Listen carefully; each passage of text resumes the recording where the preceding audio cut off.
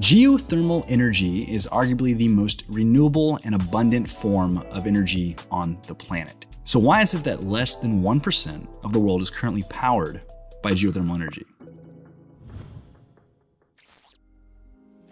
What's going on, guys? Welcome back to the channel. I'm Jay Corley with Digital Wildcatters, and today we are diving into geothermal energy. Geothermal energy is generated by the Earth, but we're not talking about the surface of the Earth, like where we live. We're talking about way down all the way into the core, where temperatures inside the Earth are literally hotter than the surface of the sun. As long as we're inhabiting this planet, this heat can be used as a renewable resource for utility scale electricity production, heating, and cooling. So just how much power are we talking about? Well, the heat flowing from the Earth's interior is, by some estimates, capable of generating twice as much power as our entire global energy consumption. So, a lot. But the real beauty of geothermal isn't its power potential. It's actually the fact that it's a truly limitless form of energy, and it produces no CO2 emissions.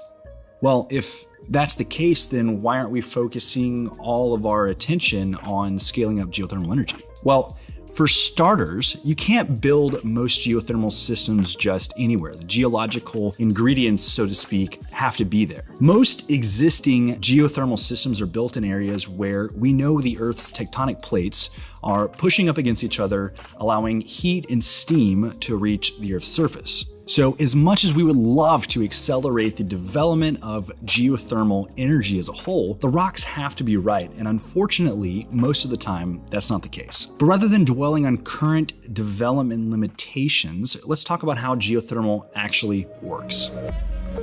We'll break this into three main categories. First off, conventional geothermal, or hydrothermal, as many call it. Second would be the closed loop systems. And then lastly, we'll dive into enhanced geothermal systems, or EGS. Conventional or hydrothermal geothermal systems supply all of the world's current commercial geothermal energy. There are a few different types of hydrothermal plants, but they all pretty much work exactly the same. Liquid is pumped down an injection well deep into the ground. The liquid then heats up thanks to the hot rocks in the earth, and then it flows back up a separate production well, typically in the form of steam. This steam then turns a turbine, which then turns a generator, which then creates electricity. Now, the closed-loop geothermal pumps have been used at a relatively small scale for commercial and residential applications. Rather than having a separate injection well and a production well like the hydrothermal and the EGS systems, closed-loop systems utilize the constant underground temperatures to serve as a heat sink in the summer and a heat source in the winter. They work by pumping fluid through a system of underground pipes that transfer heat up to the surface to generate power. It's pretty simple. Now, until recently, geothermal power systems have only been able to exploit areas where the right amount of naturally occurring heat, water, and permeability were available. Enhanced geothermal systems are completely changing all of that. EGS systems leverage fracking technology developed by the oil and gas industry over the past decade to break free of all of these previous geographical limitations. EGS resources span much larger areas across the country because they do not require that natural permeability or that in situ fluid.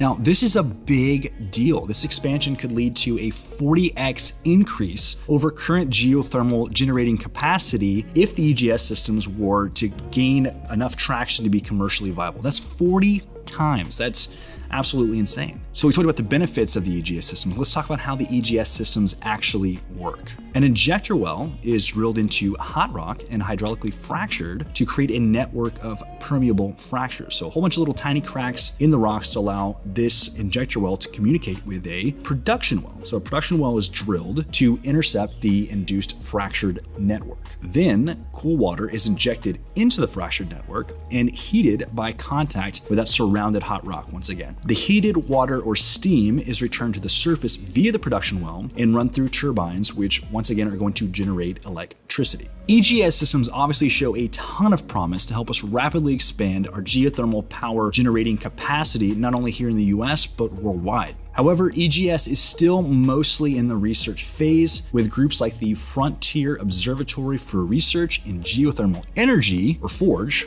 as they're most commonly known. That's kind of a mouthful. These guys are leading the charge. We hope to see this technology commercialized in the next few years so that we can bring clean and abundant energy to the masses. If you like this video, please take 2 seconds to like, subscribe, share with your friends, and we will catch you guys in the next video. Thanks for watching.